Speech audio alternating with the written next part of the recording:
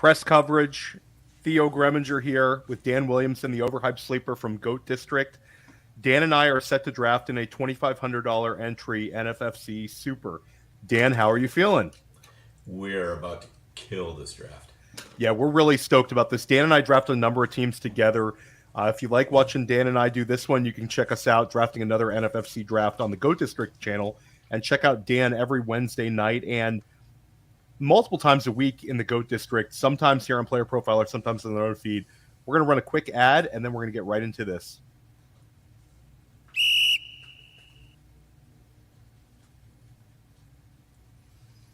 Hey, you're in your fantasy draft and someone says, hey, that guy's injury prone. I don't want him. And you're like, I don't know. I don't think you can predict injuries. Well, guess what?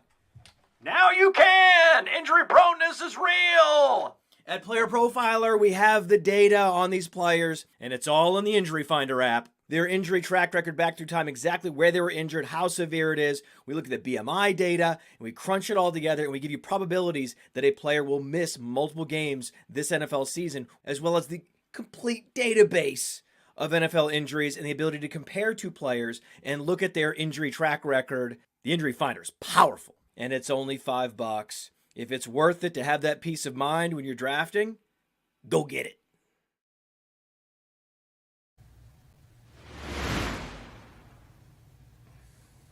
Welcome back, and that speaks to the sensibilities of Dan Williamson, who's a constant guy's never going to bounce back from injury guy, and it serves you well, Dan. I think I'm a little more optimistic, but anybody you don't like injury wise this year, like you're betting against the market on some guys that are maybe coming back. That where you at on like Breece Hall, Javonte Williams? Anybody you're really out on?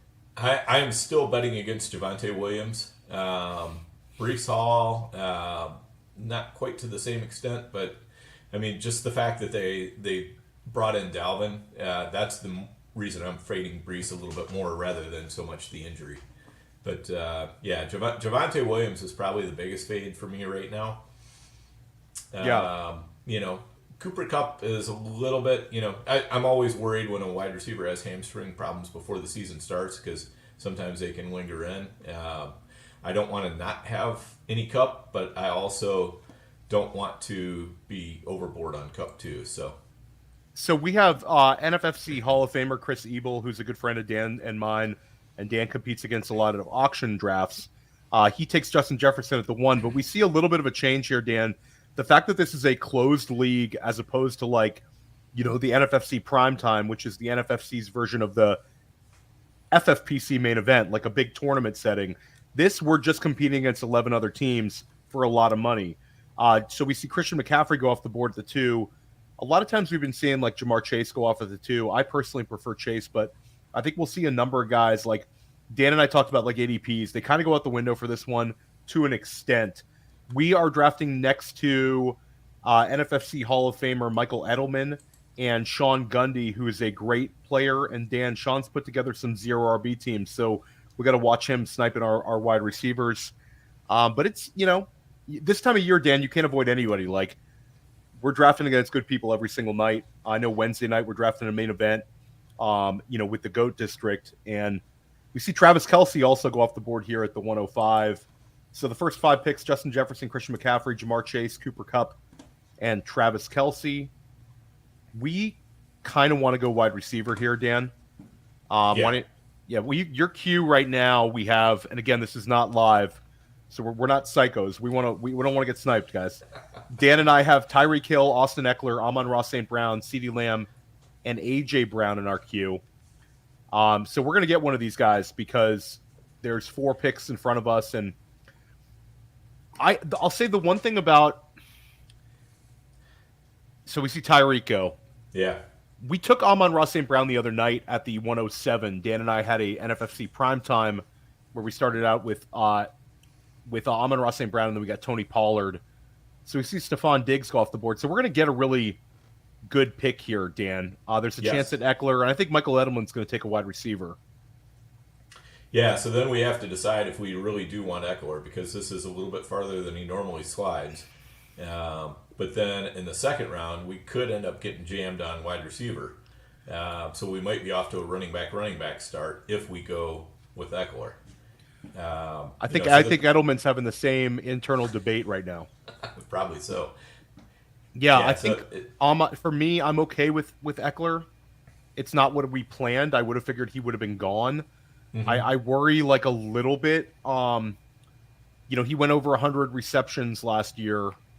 I worry that goes down to like 85 with the new offensive coordinator, and they're pushing the ball downfield.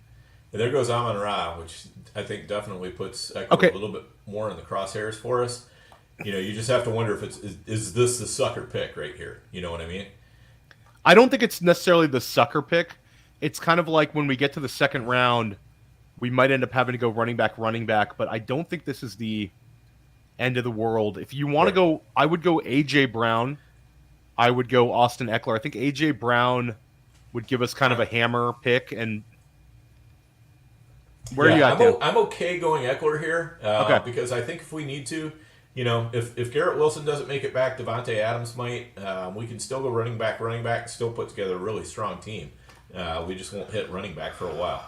Yeah, I'm fine with Eckler. We talked about this morning. Let's take Eckler and let's take the value that's there for us. There we go. Yep. So we start out with Austin Eckler. Now NFFC is going to be a third round reversal. So Dan and I, when we're picking out of the 9 spot, just like any other snake draft, we get the 204 when you pick the 109, but we will also get the 304. So these next picks are really important to us. Not just because they're early, but because we're going to have to wait a little bit longer, to get to that 4th round pick as well. So it's going to be a little bit of a waiting game. So, Dan, I'm going to load up this queue. Garrett Wilson, Devontae Adams, A.J. Brown. I would throw Saquon in there for sure, and I would throw Nick Chubb in there for sure. Yeah, absolutely. And I think there's a chance, we talk about not wanting to get jammed at wide receiver, but we could have 2 top 5 running backs, like 2 18-point per game scorers out of the running back spot. And then that's going to allow us to kind of hunt running back for the next, few rounds and try to make up for it at the other spot. So, yeah, I don't mind it at all. I had a draft yesterday, NFFC OC, and out of the 3 hole, I went Christian McCaffrey and Derrick Henry, and that I ended up putting together a pretty nice team around that. So Chad Schroeder, who's been on the GOAT District and also on First Class Fantasy, he starts out his draft with CeeDee Lamb and Garrett Wilson out of the 11 hole. I've seen Chad kind of go with wide receiver heavy starts. Now we're sitting here, Dan. I think it actually is going to be a running back, unless you want to push up.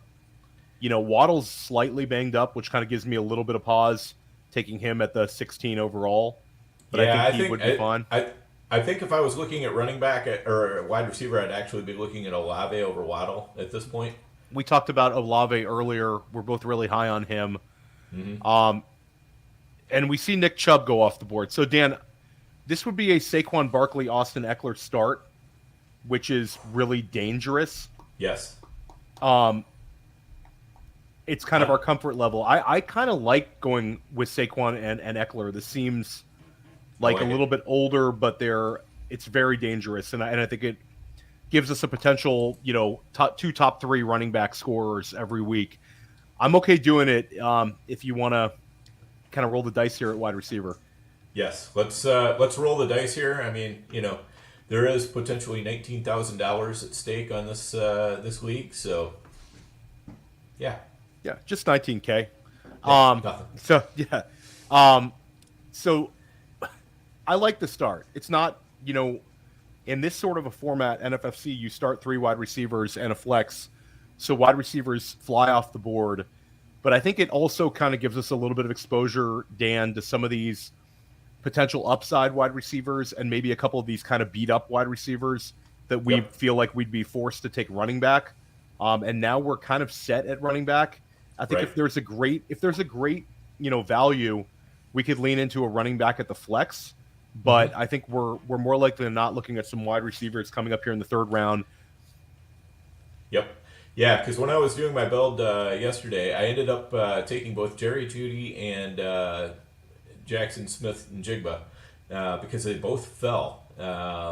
And, so it's like I don't like starting out with 2 injured wide receivers, but I had already two wide receivers in the tank, that could carry me through, and then I was able to pick up like Sky Moore, a couple other guys a little bit later on.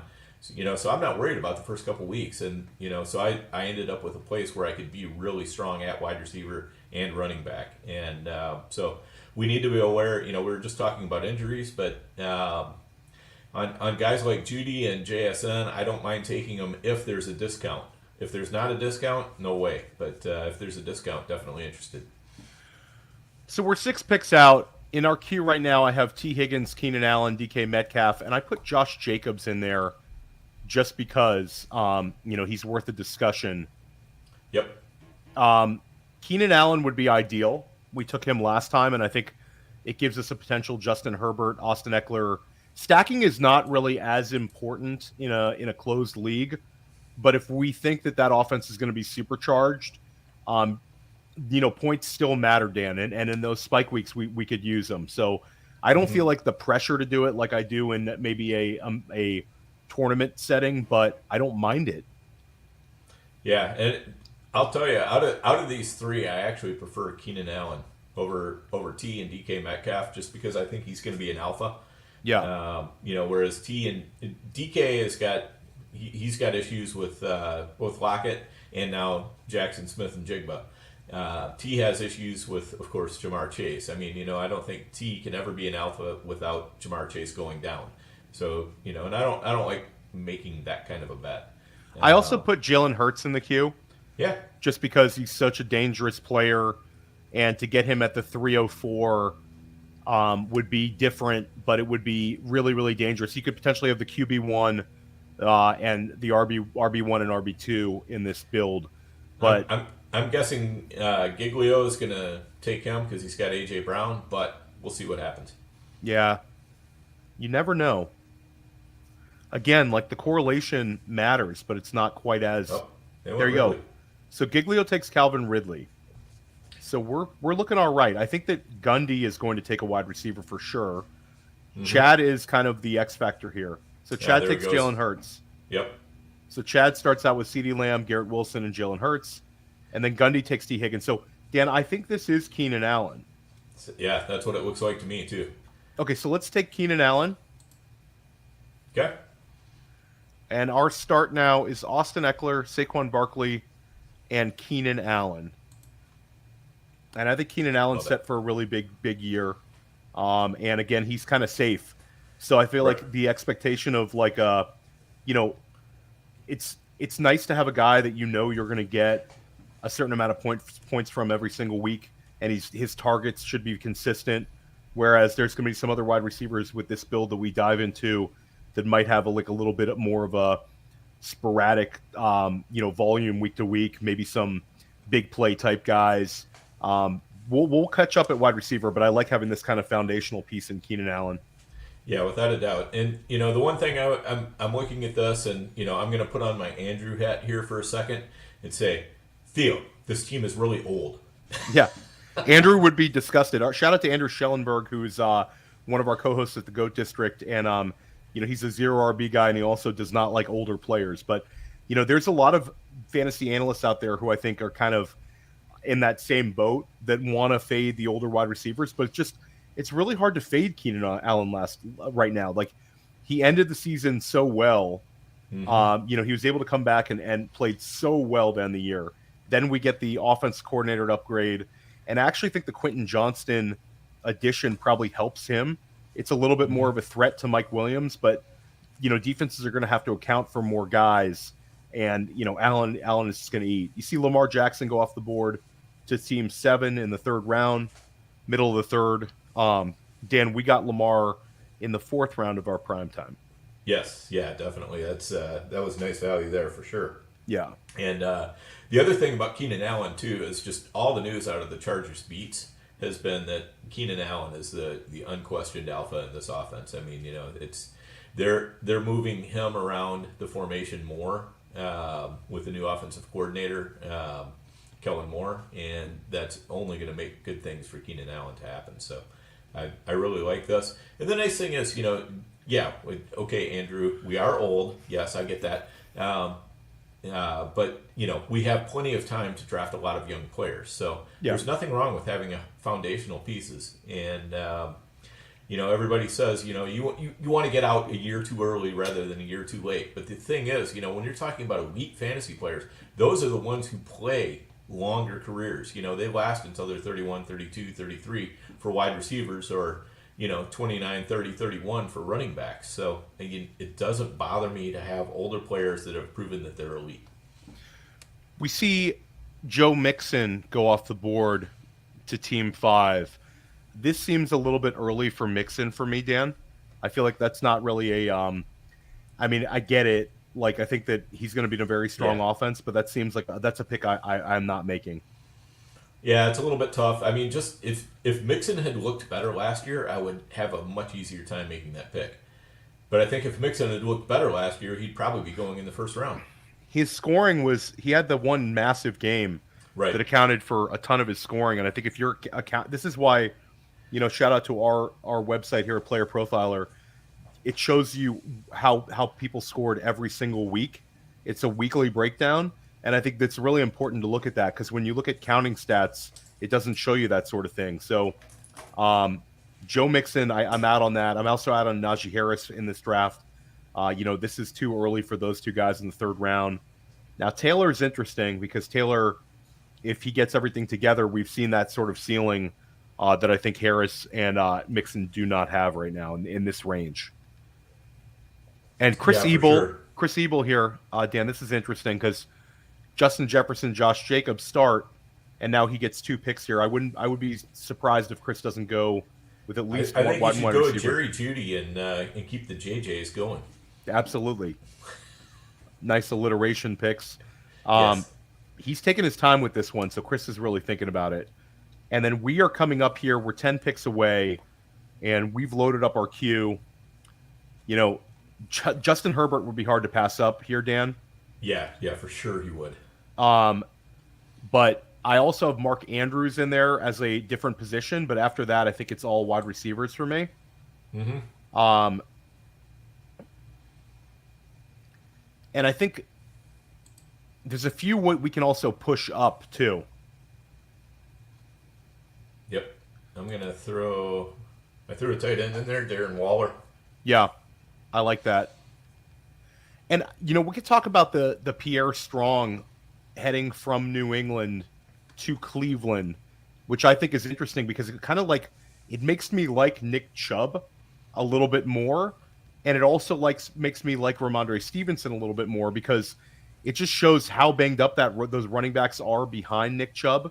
There's not going to be any single player that they're going to feel forced to get touches to in that backfield on day one. So I think Nick Chubb, the chances of Nick Chubb playing a really, really high snap share is there, which means he could catch a couple more balls this year. I like Pierre Strong's talent. I think it's a great landing spot for him, but it also for Ramondre Stevenson, the idea that he's going to be in some backfield where it's going to be him getting snaps, then Zeke, and then they'll mix in a third running back. I think it's not. I think it's going to be Stevenson getting most of the receiving work and a good deal of the rushing work. Zeke getting a little bit of the rushing work and maybe the goal line work, but it makes me like Stevenson a little more. What are your thoughts, Dan? Yeah, I agree. Just getting Pierre Strong out of there, who is by far the best receiver out of the backups behind Ramondre, makes me feel better about him getting that passing game work, which is, of course, every target is worth 2.5 rushes. So, that's what you want to have is those targets. So right now in our queue, Justin Herbert's gone. He went off the board at the 401. I do not see a reason to push a quarterback up here into consideration. I think the 5th round, we could talk about some of those guys. But we have in our queue right now Christian Watson, Mark Andrews, Drake London, Brandon Ayuk, Darren Waller. And then I put Stevenson in, but I really think that's more for the 5th round. Where are you at on the guys in our queue, Dan? I really like Watson. I'd love to see Watson or London fall to us. And then Ayuk and Waller are probably Ayuk, Andrews or Waller, but I think Andrews is probably going off to Team 7. Don't you think? you never know with this format because again, I throw all that stuff out the window a little bit with trying to guess which way teams' builds are going. But yeah, certainly I would take them if I was that team. Yeah, it just makes too much sense. Because that's about where you want to see him anyway, ADP wise. He's already kind of a value, so You do see sometimes there goes Drake London. You do see sometimes where tight end gets just obliterated and falls in the NFFC drafts. So if they want to give us Mark Andrews here, I'm okay taking Mark Andrews, who I think would be a huge difference maker for us. yeah. But I, I'm kind of holding my breath, hoping we get Christian Watson. I threw another guy in the queue who I think you probably like a good bit. He might play running back for Detroit. I like that as well. I just feel like we're going to end up with all these running backs, and then yeah, absolutely. Yeah. I love Gibbs too. I should have had him in So there. somebody to think about. And Theo, when you see me thinking about Gibbs, you know that the value's getting juicy on him. It's funny, Dan, because I think you'd almost like him more as your RB3 Yeah, because 100%. you feel no pressure. I don't mind taking him as my RB1. There goes Mark Andrews. So he gets sniped before Team 7 can get him. Yep. There goes Jahmyr Gibbs. So Okay. we're going to end up here. I So think it's I'm Christian looking Watson. Man, and then if Watson makes it, that's a smash for me right there. Now, if Watson doesn't make it, I think Darren Waller is a big difference maker here. I agree. But we might lose out on Brandon Ayuk in the 5th round if we don't take him here. But I think that's fine. I'm okay with that because there's some other wide receivers we can take in the 5th that I'm comfortable with. So I think yeah. I think we're going to go Watson, and if Watson is taken, I think we go Waller. Michael Edelman is routinely drafting a lot of wide receivers in his builds. He's the kind of manager. There goes Watson. Yep. Okay, so I think this is Darren Waller, Dan. Yeah. Yep. And I think we go naked tight end. I think in this build, unless we see like a Kincaid or somebody at a great value later, I think we take Waller here and Yep. Waller, okay. Waller and log out at tight end. That's it. But I don't mind taking like if we see an exceptional value, in this sort of format, sometimes those guys fall. You could always make up for it at the flex if you had a one of these tight end who's kind of beating ADP and is putting up weekly scores. Wouldn't be quite as exciting, but at least you'd have a floor. And with Kincaid, I'm very intrigued. Taking him in like the 10th round of an NFFC. So our team start is not how we planned it, Dan, but I think the team is good. Yep. Austin Eckler, Saquon Barkley, Keenan Allen, and Darren Waller. Our team is old, but our team is going to score a lot of points. We just need to stay healthy. Right. Exactly. And now is the point where we can start, mixing in some more younger guys.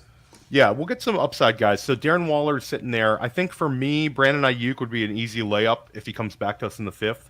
Yep. And we're going to start loading up the queue with a couple of other options. Yeah.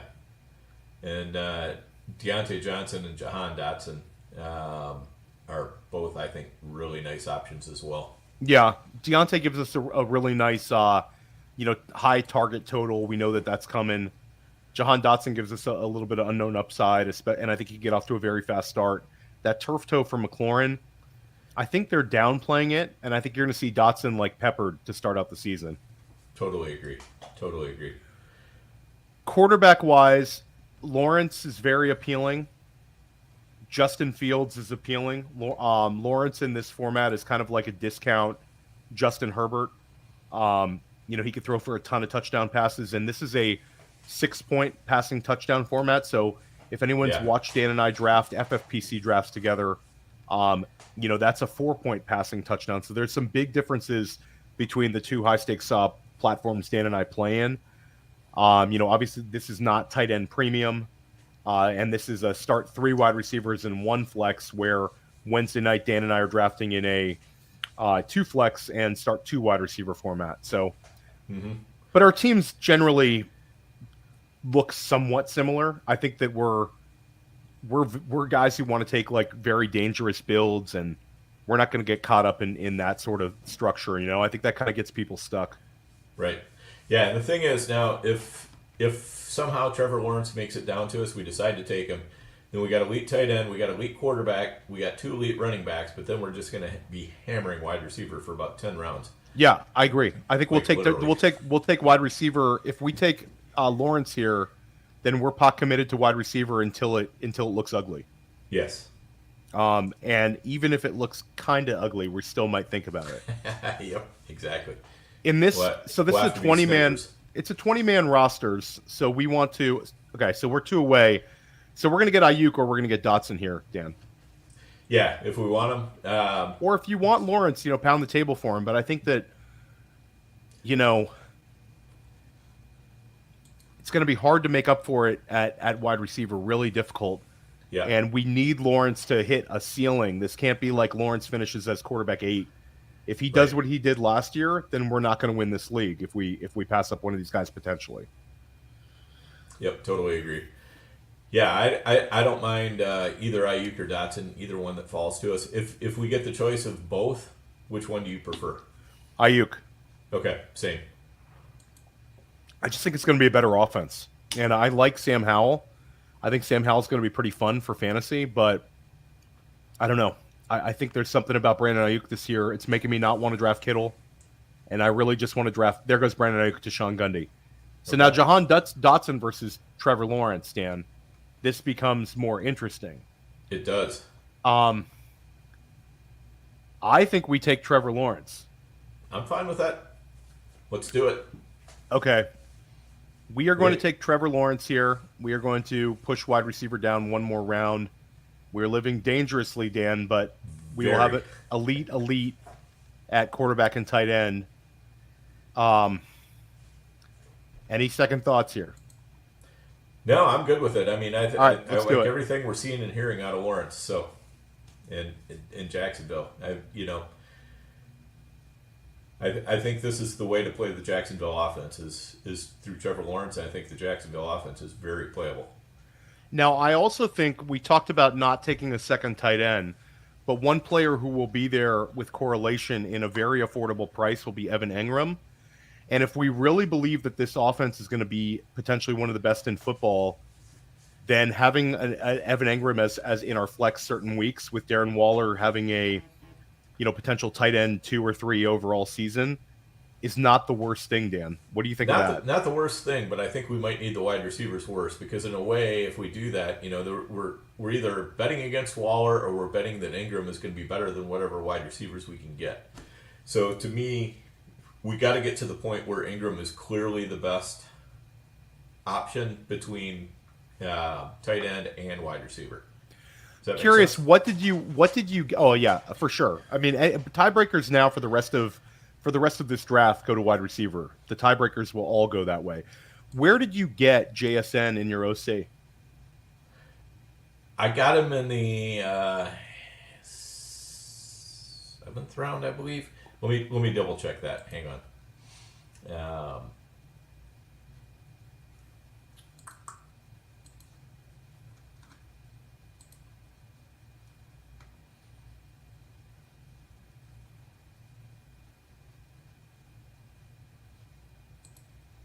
Here we go. Okay, yeah. So I picked Judy up in the 5th, and I picked JSN up in the 7th. Very nice. Yep. Judy in the 5th is like, I don't know. I feel like you might see a better price, but I think JSN's going to settle in this format, right there in the 7th, early 8th. Yeah. And This he's like was the fizzling. late 5th too, by the way. Then So yeah, it's again when Judy comes back, he's going to get a ton of targets. So I think that could end up, as long as you can survive those first few weeks, then I think you're really going to like that move. yeah, for sure. And that's the thing. See, I got Keenan Allen, Christian Watson, and Sky Moore that I can start right now. I've got Madison I can throw in the flex to go along with Christian McCaffrey and Derrick Henry. And then I've got both Evan Ingram and Dalton Kincaid, so I could jam a tight end into the flex if I needed to. I liked Zay Flowers being in our queue. Yes. Yep. I just threw him in. He's definitely very much interesting for me. So we just need to sit back and hope that people are going to try to cover up the other positions. See George Pickens go off the board. We have basically an eternity, Dan. We have 11 pick or 10 picks in front of us before we pick. Right. So we do not want to see a run where the board is entirely yellow if you're watching this on a stream. Team 1, Chris Ebel, is more likely than not going to take at least one wide receiver, as is Team 2 when they get to the 6th round. But Team 3 is at a 4 wide receiver start. They're going to have to make up for it at running back. And also Team 5 has 3 wide receivers. Team 7 has 3 wide receivers. And Michael Edelman has 4 wide receivers. But I think with Michael Edelman, you might see him start out with like six wide receivers and a running back. So that's definitely one. So we're probably going 2 wide receivers here, no matter what, unless, Dan, I'll throw out James Cook comes to us at a really, really good spot, like the 7th round. Yep. And I am going to throw Jerry Jeudy in the queue because if somehow he makes it back to us, he's in the late 6th. I mean, it's tougher for us to take Jeudy just because how far behind we are on wide receiver, but I don't think it's impossible. Agreed. I think that Jerry Jeudy's interesting.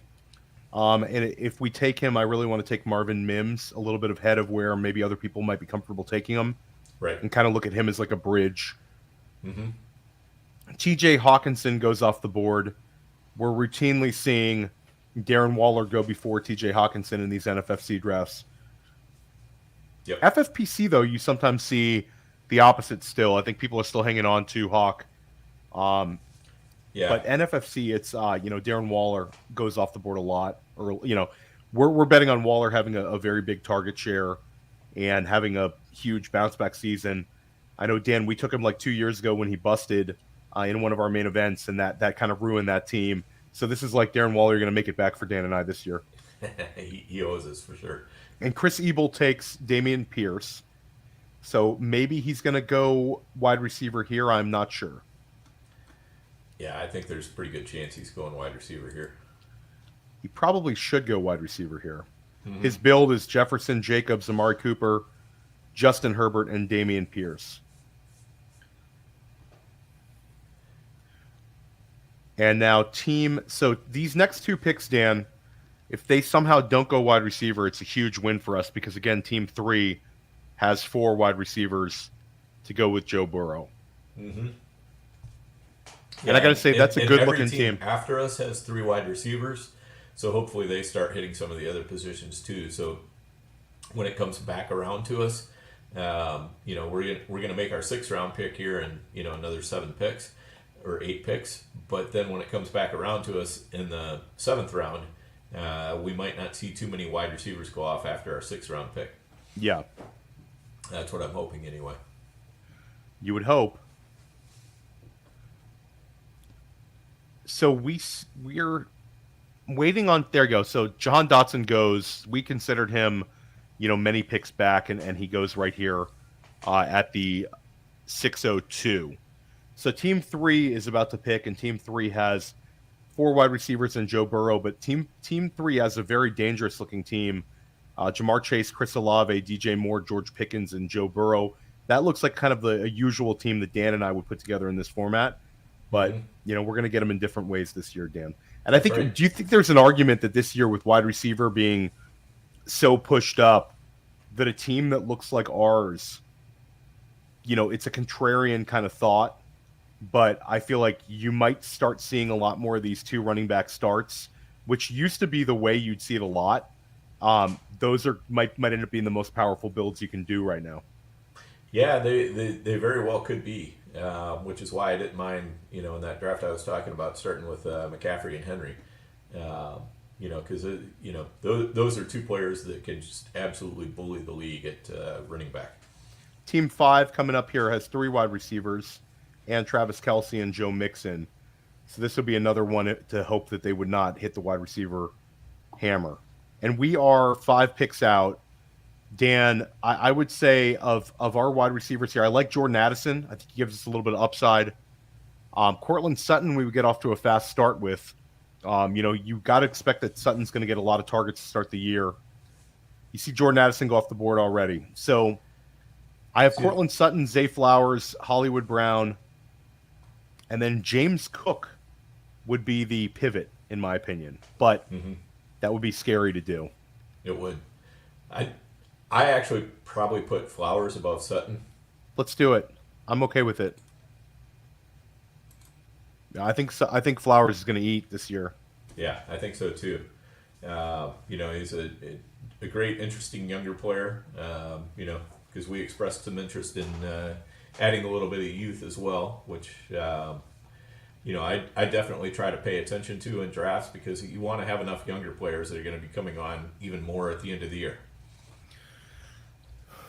So Michael Edelman picking in front of us, you would expect that he goes with a non-wide receiver, but who knows?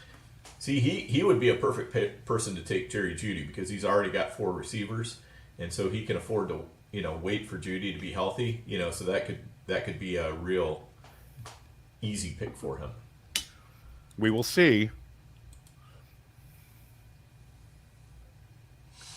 He's taking his time with this clock, and the team before him did take James Cook, so we don't have that temptation in front of us, Dan. Right. Yeah, so I think he might be looking at, taking his... He might be looking at taking a running back here and just got knocked off because Cook went, and maybe that was who he wanted. I think he's going to take Rashad White. Oh, Fields. Justin Fields. So let's take Zay Flowers, get our wide receiver 2. Okay. And get some upside here. Let me ask you this. Does Zay Flowers make it back? Probably not. He certainly could. I would really like to come out of this turn with Sutton or Hollywood Brown with Zay Flowers. Okay. I think that one of them will be there, Dan. Sutton or Hollywood? I think so. Okay. So let's go Zay then? Is that what you want to do? I think that's the one that we're going to be upset if we kind of game theory this the wrong way and lose out on him. Because Quentin Johnston... You're right. Quentin Johnston without Justin Herbert in this build is like a little too much LA Chargers, I think. Yeah. All right, so let's take Zay. Yep, do it. Okay, so now we took Zay Flowers. We take him a little bit early, but we get a very high upside player in our wide receiver 2. And we can kind of afford to deal with, the inconsistency from him early on as long as he has some spike weeks. Right. So we have 5 picks ahead of us. We have Cortland Sutton, Hollywood Brown. I threw Rashad White in the queue. Dan, I hate to say it, but I'm going to put a couple of these old dusties back in the queue. Right, I'm going to but I will put Elijah Moore in the queue, which I think we're both into. Yep. Yeah, really, JSN becomes very interesting here if Sutton or Brown don't make it back. I'm with you on that. I would roll the dice on JSN. I love JSN.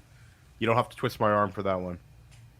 Right. So it puts us a little bit behind the 8 ball to start with, because we're burning one of those quality wide receiver picks on a guy who's probably not going to be ready to start the season. But if we can just hang on through the first 3 weeks, then we get JSN going, we could be looking at a lot better. Yeah, I agree with you. So we are 4 picks ahead of us. We just need a couple of these people to not go wide receiver, and we're going to be okay. Right. Team 11 with 3 wide receivers, Team 12 with 3 wide receivers. Both of these teams could be threats to us. And that's Chad Schroeder in the 11 spot with Ramondre Stevenson, Alexander Madison, CeeDee Lamb, Garrett Wilson, and who was that pick he made? Was that Deontay Johnson? Yeah. And Deontay Johnson. Team 12 has 3 wide receivers, A.J. Brown, Devontae Adams, Calvin Ridley. Follows up with Breece Hall, Travis Etienne, and Rashad White. That's a dangerous team out of the 12 spot. So we're sitting here, Dan. We're waiting on Team 12. They're completely balanced. They can go any way. Mm-hmm. Yep, they can. And I think, the thing is, the top 8 quarterbacks are off, so it's probably going to be a while before we see a quarterback go again. That's right. So when we're talking about these balanced teams, they're probably going to be going a different way than quarterback for right now.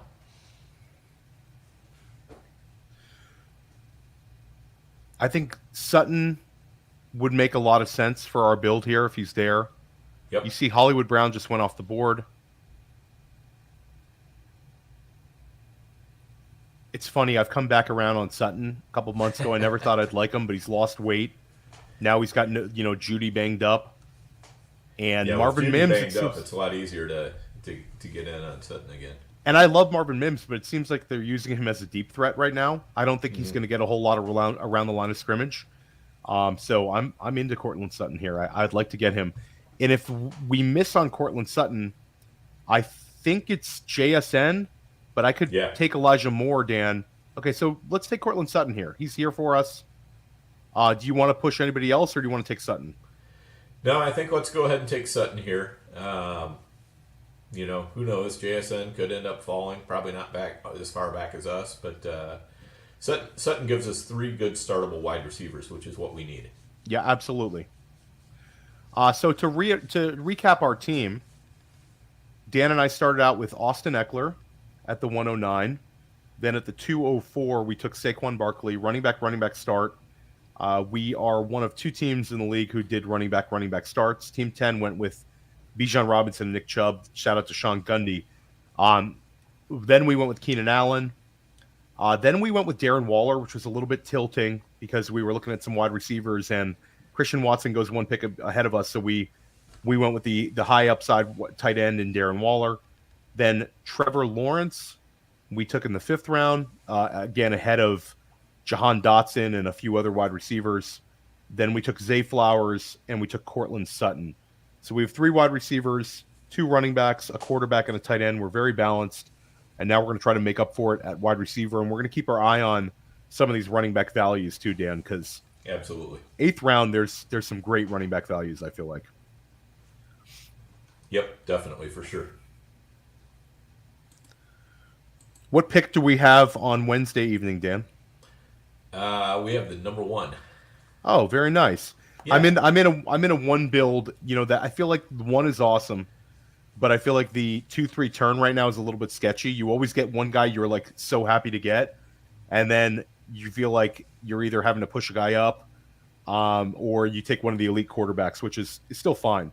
If you come away with like for Andrew, I'm with Andrew Schellenberg, Andrew Geller, the Guilds, and we split a team. And out of the 1, we got Justin Jefferson with Jalen Hurts, and then we pushed up Jahmyr Gibbs. I think there was like an internal debate about Calvin Ridley there, and we preferred Gibbs. And thank God we did, because the draft got very, very Andrew Schellenberg-like. We've been hammering wide receiver beyond belief. And we're going to take a running back, and then the Mims, the Judy news broke. So we ended up taking Mims, in like a tilting pick. And then the next go around comes, and Jameson Williams fell so much that Andrew's pounding the table for Jameson Williams. So we've ended up, it's about as true of a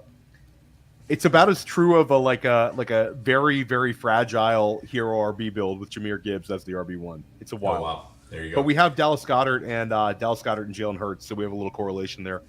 Elijah Moore goes off the board. So we're going to play a waiting game here, Dan, again at wide receiver. Isaiah Pacheco goes off the board to Coleman. I think you're starting to see people get a little more comfortable with him. He's living between the 7th and the 8th. Yeah, for sure. He's somebody I've been fairly comfortable with. I mean, just the price is really nice because there's not a lot of pressure on him to be, just outstanding. If you're just getting some decent games out of him, you're probably pretty happy. Yeah, I agree on that. So in our queue, I have JSN, I have Quentin Johnston, I have Brandon Cooks, I have Treylon Burks. Yep. We saw Sky Moore goes off the board, which kind of hurts. So I don't like seeing that one. Yeah, for a dusty guy, Brandon Cooks is not bad. Agreed. Don't mind him one bit. I don't mind the Romeo Dubs, Jaden Reed double tap. I think we'll get something out of that if we get stuck. Not necessarily back-to-back, of course, but to have both those guys rostered, I think that would be interesting.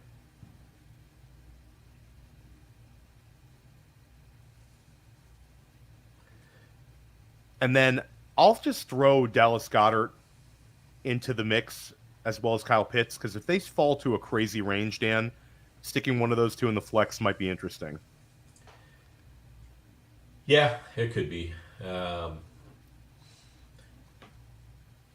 Running It's back just wise, there's a couple of standouts too, but we really, really need to kind of commit ourselves to this 8th round wide receiver. Uh, and I'm hoping that it would be. I'm hoping that it will be like one of these two younger guys. I think a Jackson Smith and Jigba or a Quentin Johnston for this build would be nice. Traylon Burks would not be bad either. right. But Brandon Yeah. Cooks, if he's there, that's fine too. Chris Ebel takes Dallas Goedert. He's not going to pass up that value there.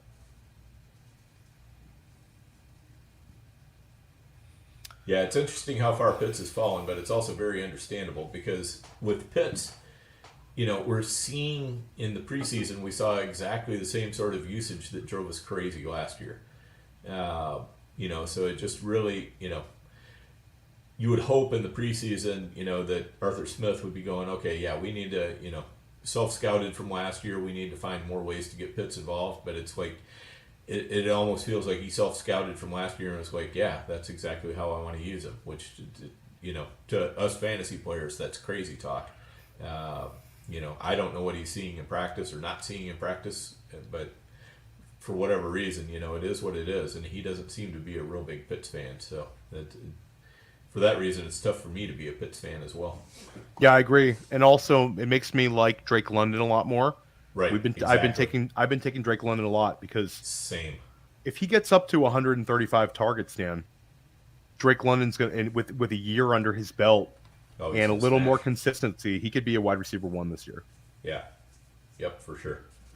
See Michael Thomas go off the board. I think people are getting to be very confident in Michael Thomas, and he's burned us for years. So I'm not really into him. I've taken him once or twice, but it's more of like a, just great value. I certainly wouldn't take him over the wide receivers in our queue.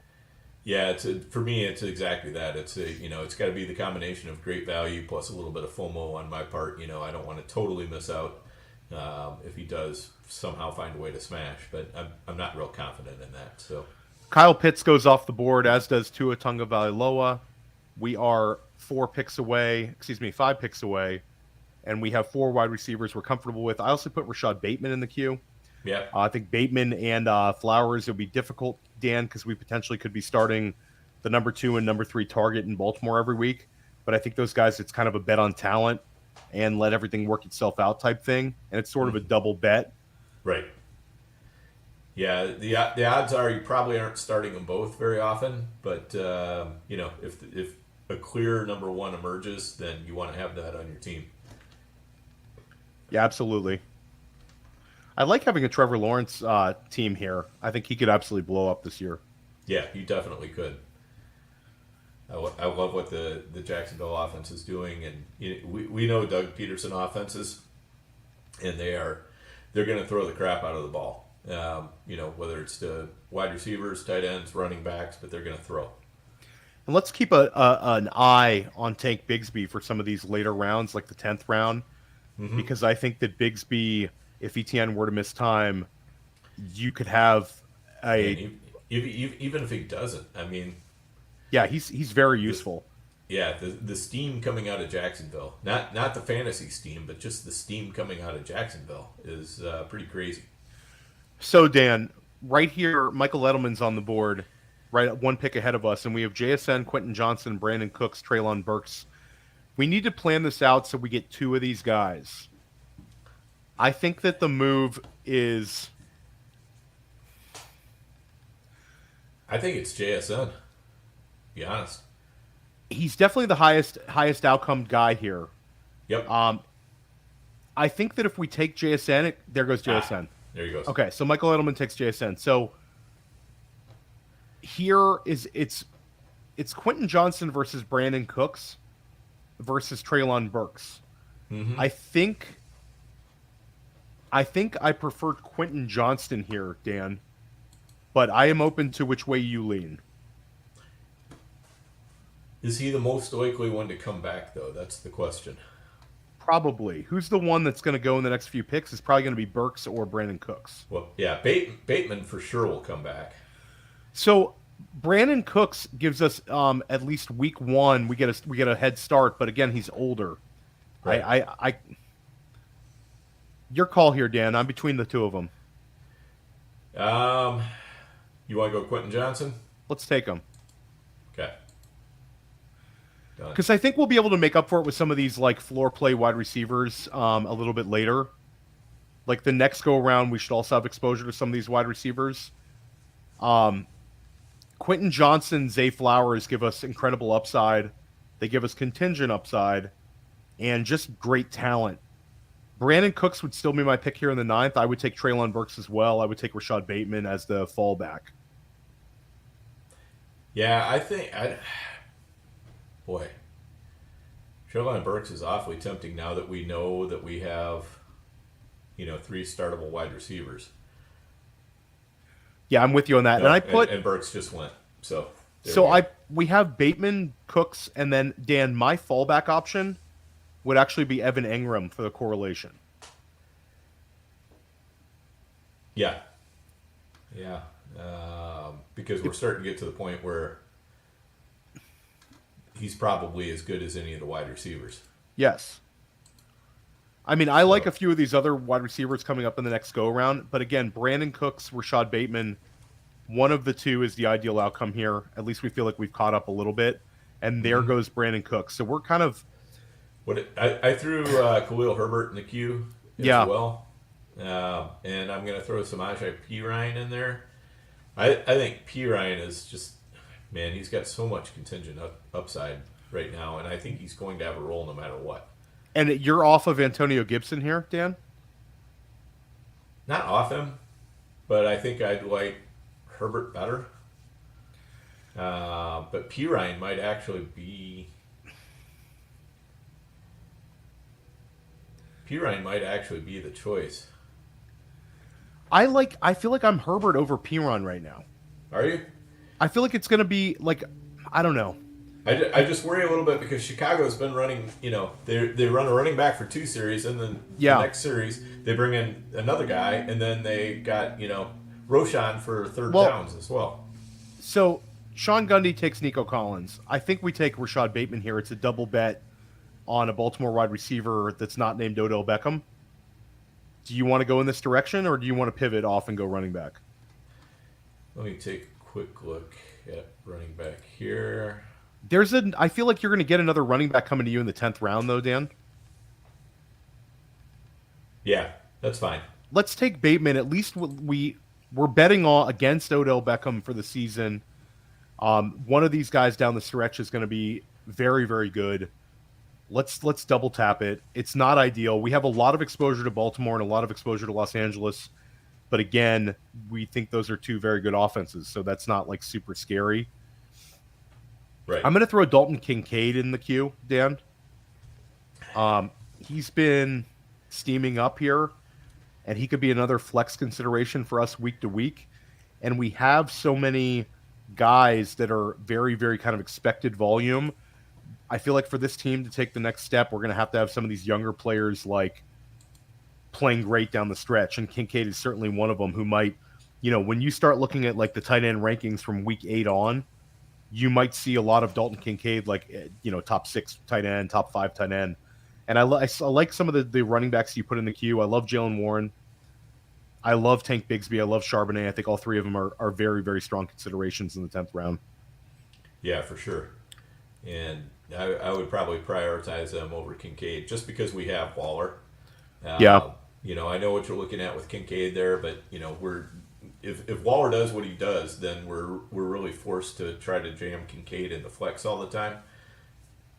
Which I don't think it's necessarily an all the time thing, but I think some of the time. Some of the time. Yeah. I'm with you.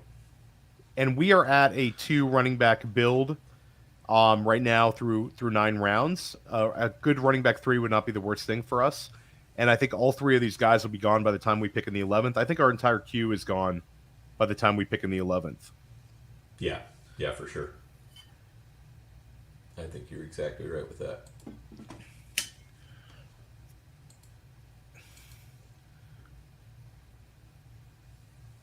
So looking at the board, there's some fairly balanced teams. Team 10 is at 5 wide receivers. We are at 5 wide receivers. So we've ended up coming back in terms of numbers at wide receiver. We're a little bit kind of condensed here. We have 2 teams with 2 wide receivers on each team. That's a great value for Antonio Gibson. I'll say team 3 is a dangerous one, Dan. Yeah, for sure. They certainly could be. The thing is, though, I mean, Javonte Williams, Cam Akers, Antonio Gibson all have big question marks around them. So they need a couple of those questions to be answered in the right way. And honestly, as I'm looking at wide receiver right now, Theo, I threw one in the queue, Marvin Mims. Yeah, and, absolutely. Beyond that, I think we can probably afford to wait a little bit at wide receiver now because we have caught up to the point where we can probably prioritize taking a couple more running backs here or whatever to fill out that side of the room. Having Eckler and Barkley has taken the pressure off, but we don't want to let it go too far to the point where we're really scraping, to cover bye weeks or whatever. No, I completely agree. And you just see, Tyler Boyd goes in the ninth round here. NFFC, these wide receivers just get steamed, man. Every year. I remember the first time I ever drafted in the NFFC. I had a build similar to Dan and I's, and this was one of the Cam Newton seasons where he came off a massive season, and he was a QB1, and I got him at a great price, and I started out with him and Todd Gurley, and I felt so good. And then all of my wide receivers I thought that would come to me were sniped. And after that, I learned a valuable lesson, and I did way, way, way better in NFFC year 2 than I did in year 1. But it's a very tough place to play, as is FFPC. But in NFFC, I think you see sometimes maybe harder tables in Vegas, Dan.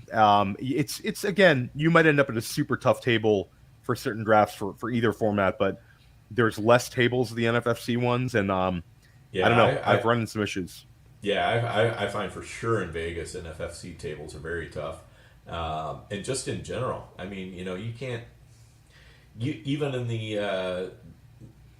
RotoWire OCs, it's tough to find an easy table.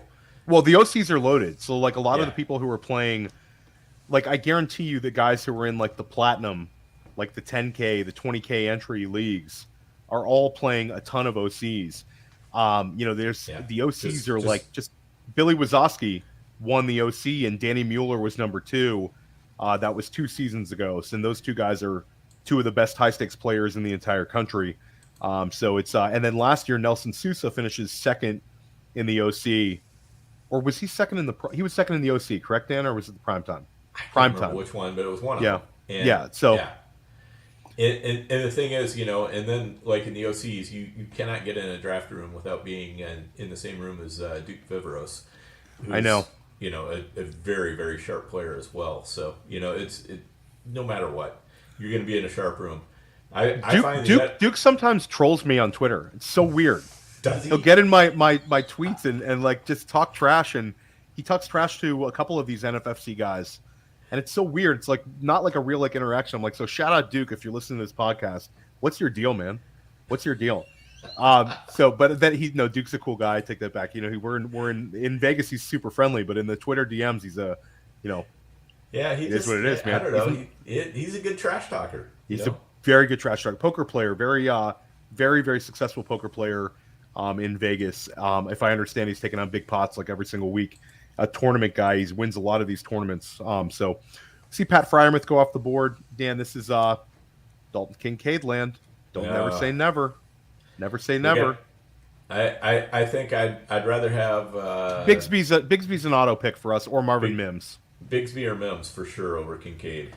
Mims is interesting because if Judy does not come back, we have Sutton, and it's another double bet on Denver. Right. But Mims, we truly believe in the talent. Where did he go very recently in these prime times? Is he settling into the a couple days ago? I was in an OC where he went in the 12th. That's not going to happen with this room. Can we get him in the 11th if we pass and take Bigsby? I want one of these first 3, Dan. Kincaid, Bigsby, Mims. I want one of these 3. I like them Yep. more than our next three. Yeah. See, the thing is I think in a lot of rooms you can slide him into the 11th, but we have both Gundy and Schroeder behind us, so I'm not super convinced. And Gundy has Judy, so he might have his sights lined up on Mims right now. Okay, so if we take Marvin Mims, we've really caught up at wide receiver. And there Yeah, goes and Tank Bigsby. Bigsby just went. So So Dan, I think it's Marvin Mims or Kincaid. And if one of the two goes, I think we take the other. And I'm okay with I think Kincaid could have like a Kyle Pitts 2 seasons ago I type I would season. I would rather, I don't know. I think I'd rather Njoku or Laporta. I know you're big on Kincaid, but I'm just worried that there's too many weapons in that Buffalo Say no offense. more. We're splitting this team, but we can revisit this in a couple months, Dan. I hope Kincaid is not the reason, but I think Marvin Mims. Okay, There so we go. Marvin. So Michael Edelman takes Kadarius Toney, is similar, to what he did with who did he take before JSN, right? Yeah, So he has two guys that are a little banged up, but interesting. Let's take Marvin Mims, Dan. But if let's Kincaid's do there it. in the 11th, I want him. You might have to fight me if Gainwell's there Okay, too. all right, that's fine.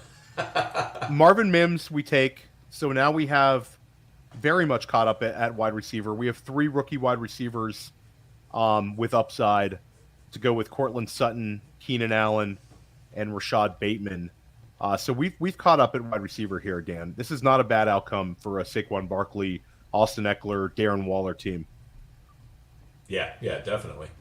Yeah, I think we've got the horses we need at wide receiver. We might add one more or so late, but I think we can really. Sean Gundy takes Dalton Kincaid. Yeah, that's all right. It's fun. It's fun. Yeah, Um, like I say, if we wanted to go back the other way, we could go Njoku or Laporta, but I really think we probably want to start hitting some running backs here. I think Laporta. There's a chance he's there in the 12th. Yeah, possibly. Because look at the board right now. Team 1, 2, 3 have tight ends. Team 4 has a tight end. Team 5 has two tight ends. Mark Mhm. Andrews for Team 6. So Team 7 has no tight end, and Team 8. So we'd really have to dodge two bullets on a team looking at their tight end 1. Yep. And there goes Tyjae Spears, another nice pick in this range. Gainwell's fine if he's there, Dan. I feel like we take Gainwell in every draft anyway, so we win as well. Yeah, yeah, and I don't mind Allgaier either because I think with Allgaier, he's going to get used a lot more than people think he is. He's going to get a good amount of rushing attempts, and he's not the worst receiver either. He can definitely I'll handle that. also throw out, since we're looking at potential high-end handcuffs, I'll throw out Elijah Mitchell, Dan. And Yeah. I'll throw out Jamal Williams just because there's a chance that based on how his usage in week 1, that you're going to want to start him in week 2 and 3, and he could get a really, really, really nice workload. Yeah, he could. Anthony Richardson goes off the board. But I like Jamal Williams. I mean, I'm a Kendra Miller guy, but I like Jamal Williams. Yeah, well, Williams, every team he goes to, he becomes an integral part of it. He's just one of those guys that coaches just absolutely gravitate towards. They love having him around. So if for no other reason, even though, I don't think he's the greatest talent in the world at running back, but he's good enough. And, he's in with the coaches enough where he gets those touches. And that's what you need. I mean, running back is all about opportunity. So we're 4 spots out, and we have 4 running backs in the queue. And I'm going to go ahead and also put in Kendra Miller and Roshan Johnson. I think they could be there. Potentially one of them falls. Wide receiver-wise, I don't see anything. Tyler Algier just goes off the board to Giglio.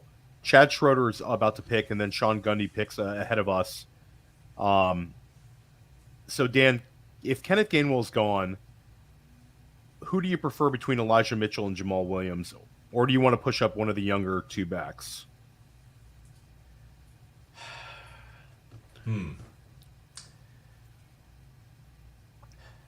If I can trust Mitchell can stay healthy, it's just been so tough. There's There goes Gainwell's Gainwell. gone. Yeah, I'm not surprised Schroeder took him. So, I think this is a if we get Jamal Williams, this is more of a we have to use him early type situation Right. where we already have a strength with RB1 and RB2, but again, 15 points per game or something out of Williams if we can get 2 weeks out of that. We could also use him in the flex week 1. Here's the thing: we could probably take Williams, and we could, if we wanted to, we could probably come back and get Kendre the next round. I'm okay with that, and I think that if we did Kendre, there's no chance we could do a double tap here. No. So let's take Jamal Williams. Okay. I think we're both comfortable with him here, right? Yeah. Yeah, I am. Okay, so let's take Jamal Williams. This is fine. Jamal Williams as our RB3 here in the 11th round. Alvin Kamara suspended for 3 weeks. I think that there's a chance that if this offense is pretty good, and I think there's a chance this offense could be pretty good, at taking a big step forward in Derek Carr's first season there with Chris Olave takeoff and all that. I think that either Kendre Miller or Jamal Williams could be a weekly guy you want to get in your lineup. Even when Kamara's there, because I think Kamara's going to be used a lot more as you'd want him to as a receiver. And I think one of these other two guys is going to get, kind of predictable volume. Yeah. Just kind of turn into the Mark Ingram. Yes, exactly. A poor man's Mark Ingram will take. Honestly, I'm not sure if Jamal Williams is even a poor man's Mark Ingram. And I'll tell you what, Kendre Miller has some juice, man. If he gets an opportunity, Kendre Miller can really go. Yeah, Kendre Miller would be a rich man's Mark Ingram, no doubt about it. I put Sam Laporta in the queue as a potential pivot here. We also have Elijah Mitchell and Roshan Johnson in the queue. Yep. So right now we are watching the board dry up here, and wide receiver gets a little bit sketchy in this round. You start seeing Alan Lazard. You see Adam Thielen. I mean, there's a couple of other wide receivers we can take a little later, Dan, that I probably prefer to those guys. Yeah, once Tyler Boyd went off, I mean, that's when you see Tyler Boyd go, that's the sign that wide receiver has absolutely jumped the shark. That's always like oh man, I guess I'm just going to take Tyler Boyd pick. He's a guy you can always try kind of talk yourself into, but then you almost never want to put him in your starting lineup. He's another guy that when we go look at his end of the year stats, he's going to end up with 40% of his points on 2 weeks. There'll be 2 games this year. Shout out to best ball players. There'll be 2 games this year where Tyler Boyd has 2 really big games just based on the quality of the passing game. And then the rest of the time, it's going to be a lot of 3 for 40, those kind of games. Yeah, for sure. So Pierce is doing.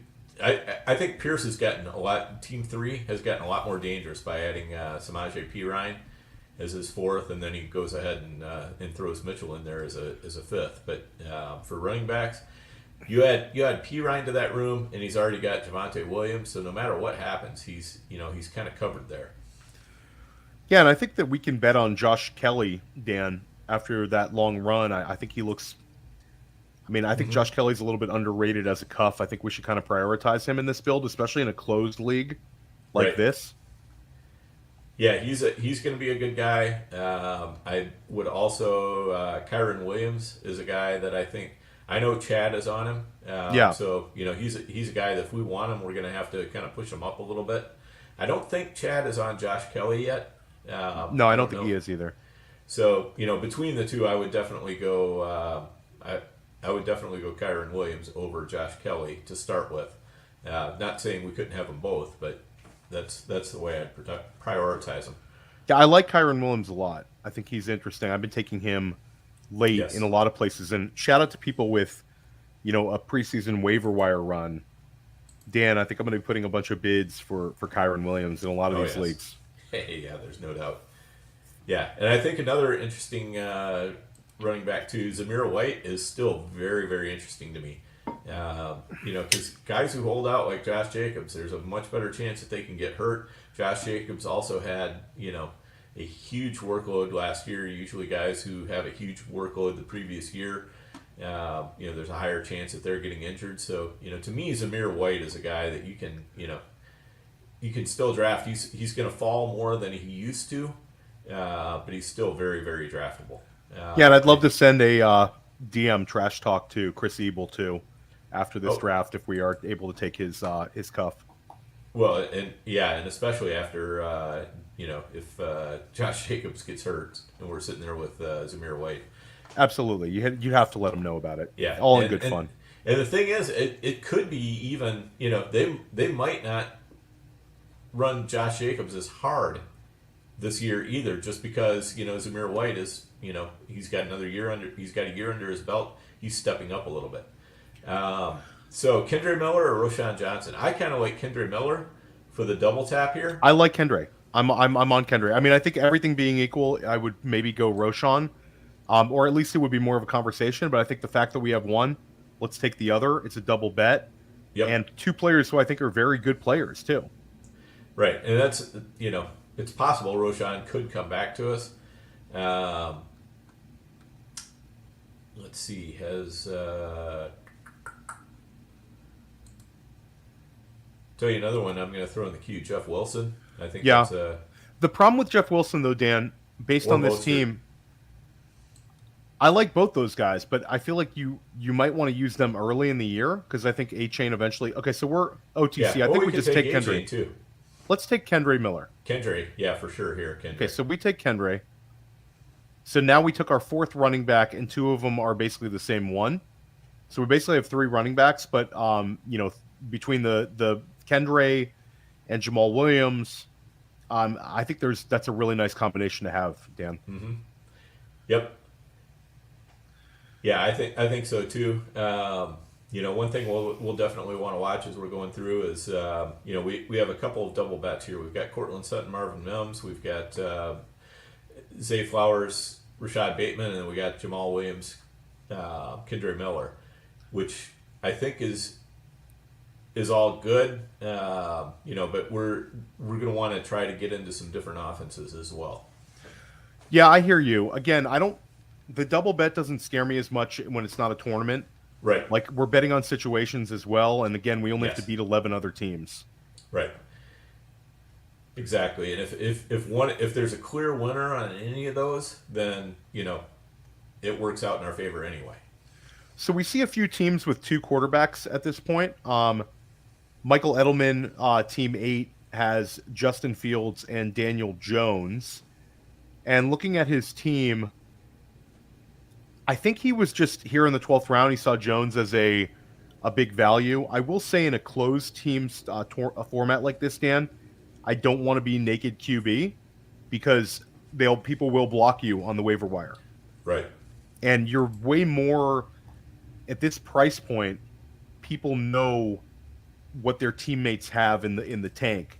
When if you max enter a bunch of online championships, a bunch of 350s, you're just trying to get through waivers. But a lot of players in this price point maybe have 4 or 5 like this, and they'll know every little thing about your team. Like a guy like Chris Ebel has manageable volume and the time to kind of get you. And Chad will stay up all night on that kind of thing. So will Michael Edelman. Those guys are great players. So Sean Gundy in the 10 spot, great player as well.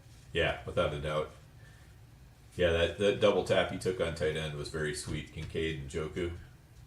And shout out to Pierce in the 3-hole.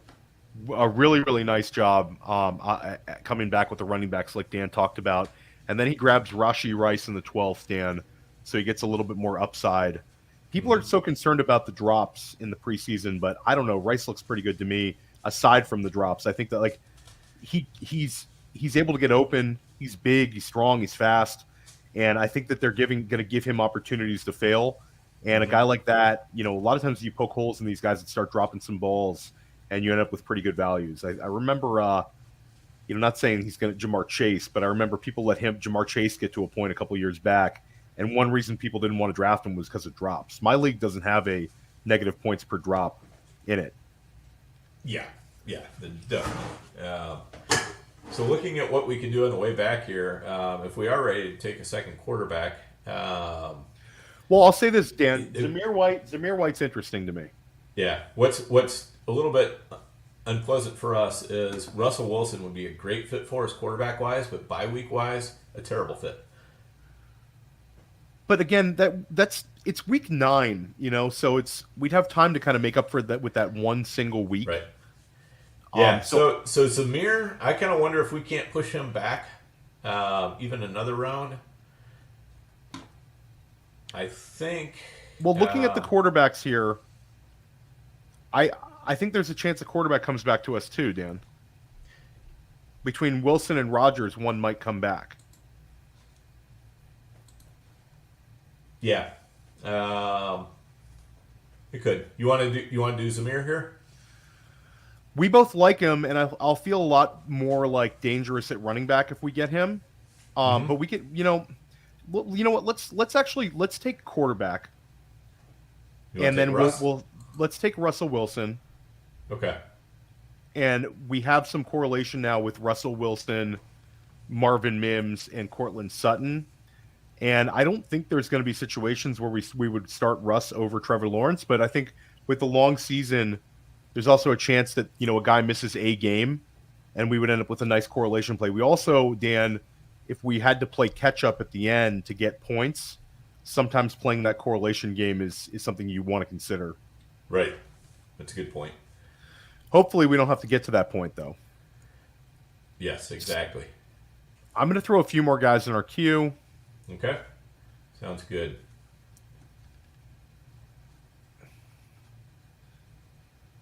Threw a few more upside wide receivers in the queue. Like it. Yeah, it's definitely going to be time to start thinking about Michael Wilson. Mingo definitely makes some sense. I put Jaden Reed in the queue as well. I like taking him. Yep. Because it's going to get extremely sketchy at wide receiver once you get past by about round 15. All right. Yep. So we're done at quarterback. I would like a tight end too. I don't want to completely punt that off. I want to get Josh Kelly at some point. So if we're going to get Josh Kelly with this team, I think it's probably like round 17, Dan. But if we want to make sure we get him, it might be a little earlier. Okay. Yep. So our team right now, if you're listening in, Austin Eckler, Saquon Barkley, Keenan Allen, Darren Waller, Trevor Lawrence. Then we take Zay Flowers. We take Cortland Sutton, Quentin Johnston, Rashad Bateman, Marvin Mims. Then we follow up and we double tap New Orleans players with Jamal Williams and Kendre Miller. And we take Russell Wilson. A few teams around us, just to talk about some teams I like. I like what Team 11 did with CeeDee Lamb, Garrett Wilson, Jalen Hurts, Ramondre Stevenson, Deontay Johnson, Alexander Madison, and then Mike Evans, Treylon Burks. I think that's a very good-looking team. I do like Team 3 a lot. Jamar Chase, Chris Olave, Joe Burrow, DJ Moore, George Pickens, Javonte Williams, Cam Akers, and then he takes Kyle Pitts at a very, very reasonable price. Then gets Antonio Gibson, Samaje Perine, and Elijah Mitchell. So Team 3 is, I think, very dangerous. Team 8 right next to us with Amon-Ra St. Brown and Tony Pollard start. Dan and I have the same start in a prime time. Then goes DK Metcalf, Christian Watson, Chris Godwin, Justin Fields, DeAndre Swift, JSN, Khalil Herbert, Kadarius Toney, Adam Thielen, Daniel Jones, Tyler Higbee. So I like that team. But, we've kind of made up for it at wide receiver, and we will have a Eckler, Saquon Barkley team. So we're hanging in there. We're hanging in there right now. This is going to be – we got to nail the last 8 rounds here. So you have Chris Ebel, Team 1, picking – he has 2 tight ends. He ended up with Sam Laporta in the 12th round and Dallas Goedert in the 7th. A lot of firepower at tight end. Mm-hmm. Wide receiver-wise, this was a Justin Jefferson team. So he goes Justin Jefferson, Josh Jacobs. And then with the 3rd round reversal, waits a while but gets Amari Cooper and Justin Herbert. Damian Pierce, Terry McLaurin. So Team 1 has some juice as well. This is a really tough room of drafters. Yeah, it really is. But, I think we've got a team that's going to hang with these guys. So 100% agree with you. Not too worried at all. So we're in round 12. 12 comes to an end. Dan, we really want to get Josh Kelly with this sort of reliance we have on Eckler. Mm-hmm. So we're going to try to figure out when to take him. Kyron Williams is another guy we should queue up. Michael Wilson's a guy we like. And Zamir White is still sitting there. Yeah, I think Zamir White is a little bit of a priority for us. I think Jeff Wilson's probably going to be gone by the time he gets back to us. Kyron Williams is great. Josh Kelly looks like How far can we push Josh Kelly? Josh Kelly has been going off at. I got him ranked at about 198 here, so we're probably looking at. We'll have to take him in about the 16th round. That's fine because I think in an even range where there was no Austin Eckler involved, I'd probably want to take him in the 17th. So we would be reaching, but not really reaching. Right. And there goes Jaden Reed. So I will say, Dan, Michael Wilson here, you might not get him in the 15th because I think that Right. with Hodgins and Reed going off the board, this looks Yep. like a wide receiver cleanup run. I would agree with that, and I think Zamir White would be nice, but I think we can come back around and pick up a pretty decent running back anyway. So Chad Wilson, is double picking, Dan. So Chad in the but he's in got the, a lot of running backs already, so he might be looking to get back to wide receiver. I don't know if he wants another tight end. Don't know if he wants another quarterback. I would think he's probably going to end up wanting another quarterback sooner or later. So let's Jeff take Wilson let's take Michael Wilson if he's here. Yep. If not, it's Zamir White, and then Yep. hope for one of those two in the 15th round. Yeah, and then because there are other things we can do too. I mean, if we want to play off the the Jonathan Taylor thing, we can do Deion Jackson or Evan Hull. So there are other things we can do at running back. Whereas at wide receiver, to me right now it's kind of like Michael Wilson here. I don't mind Rashid Shaheed, but then it's like other than that, Justin Ross or Richie James, and then after that, I'm just I kind of lose interest in all the wide receivers. So I think it's good to if we can get one of Justin Ross or Richie James, it's kind of nice because even in the supers, we're going to have the free look. So there's nothing wrong with having those guys. Yeah, no, completely agree. So we see yet another team take a second quarterback, and I think that people do prioritize QB2 and tight end 2 a little bit more in these one-off leagues than they do the tournaments because, again, people are going to block you from what you need more. Yeah, a little bit less so, I think, at tight end, but and Edelman needed to get a couple tight ends because he started so late on him. So Michael Wilson, I think this is our pick right here, right? It's an easy pick, Dan, and we like him, and I don't think he'll be there for us, and I think this would be too much of a risk. And we'll get either Zamir White or Kyron Williams if we take Wilson here, so I think we just take him. I'm good with it. He's going to be on the field, all game, and this is a guy that, And is different. They're going to be behind all the time. Yeah. There's going to be a ton of garbage time going on with this offense. There's a lot of sharp people on Michael Wilson, and Jalen Hyatt was in our queue. Sean Gundy takes him one pick later, so we see a cleanup on some of these rookie wide receivers here with Hyatt and Wilson. Dan, it's funny because we do a lot of dynasty talk in the GOAT District, and I'm sure people listening to a redraft show don't really want to hear about it, but you've had a number of years since a third round wide receiver has really made a huge fantasy impact. I mean, you talk about guys like Tyler Lockett and guys before that, but then you had Deontay Johnson and Terry McLaurin, and since then there's been nothing. But this third round is like pretty loaded, so I think that some of these guys are going to have very impactful seasons. Yeah, I definitely think so too. Okay, so we're a couple picks away here, and we see the first kicker go off the board. I took that with Billy Muzio the other day. We took our first kicker. Again, it's not my ideal strategy, but when you get Justin Tucker, you feel pretty good. Yeah, for sure. So Zamir White is just sitting there. Kyron Williams would be the default pick. We have Luke Musgrave in our queue too. I like that one as well, Dan. Yeah, I think if Zamir and Kyron both go off, then it's Musgrave Yeah. for me, and then but Josh Kelly, I think we'll be able to get coming back up in the 16th. Agreed on that. Let's see, because Chad's a threat here, as is Sean Gundy. I'm not sure which way this team's going to go. They're taking it right down to the wire. Yep. And they took their defense and their kicker. Okay. So that's good for us.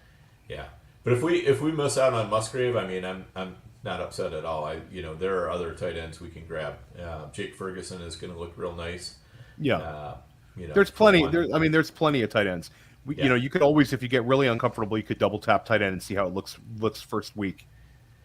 Yeah, but the thing is with Waller, I don't think we'll need to double tap tight end. I think we'll just need to get a tight end. And you see so Keontae Schroeder, Ingram. Yeah, it takes Keontae Ingram, another guy we've been drafting a lot. Okay, so right now this is going to be Zamir or Kyron Williams, Dan. I think we probably go as Zamir here, and then we might be able to come back with. So let's put it like this: if Josh Jacobs misses time, I think Zamir White fills a like-for-like role. Mm-hmm. I think if Cam Akers misses time, Kyron Williams would be really fun, but I don't think he could ever crack RB1 level. Zamir White could potentially, just because he could see the receiving and the rushing full share. So let's take like the highest upside pick here, and it's Zamir White. Totally agree. Okay, great. Okay, so to recap our team, we go Austin Eckler, Saquon Barkley, Keenan Allen, Darren Waller, Trevor Lawrence, one wide receiver through the first 5 rounds, like a bunch of boomers. Then we take Zay Flowers, Cortland Sutton, Quentin Johnston, Rashad Bateman, and Marvin Mims. We take wide receivers for 5 straight rounds. Then we double tap the New Orleans weeks 1 through 3 running backs room with Jamal Williams, Kendre Miller, Russell Wilson, and then we take Michael Wilson, no relation to Russell, and then we take Zamir White. So I like this team a lot, Dan, and I actually think that rounds 10 on have all been very, very, very strong picks for us. Yeah, I think so too. I like how the last half of this draft is coming together. It was a little bit tough to mine the value there, kind of in the middle rounds, but I think we came off okay with that. So Kyron Williams goes immediately after we took Zamir White, and that's the thing in these leagues. Nobody's going to let value fall. I mean, like Kyron Williams, if this was an OC, there's a very good chance he would have probably lasted to the 16th, 17th, maybe even 18th round. In this league, not happening. There's millions of dollars in fantasy winnings. There's definitely north of $1 million in this league. It's not even close. Chad by himself is north of $1 million. Yeah, so this is and Michael Edelman and Chris Ebel are both like top 10 all-time money winners in NFFC. Yes. So we there's a lot of skin in the game and a lot of guys Sean with Gundy receipts. Too. Sean Gundy's won a ton. So again, guys are going to spot the value. We've seen it a couple times where Dan and I have been between guys and the guy goes to the very next pick. So that's also a good thing, Dan, that you're on the same people as Edelman and Gundy for your upcoming drafts. Yeah, true. That's a very, very good point.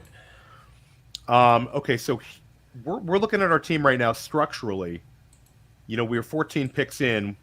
We have 6 picks left, and we are at 5 running backs, and we are at 7 wide receivers, 2 quarterbacks, 1 tight end.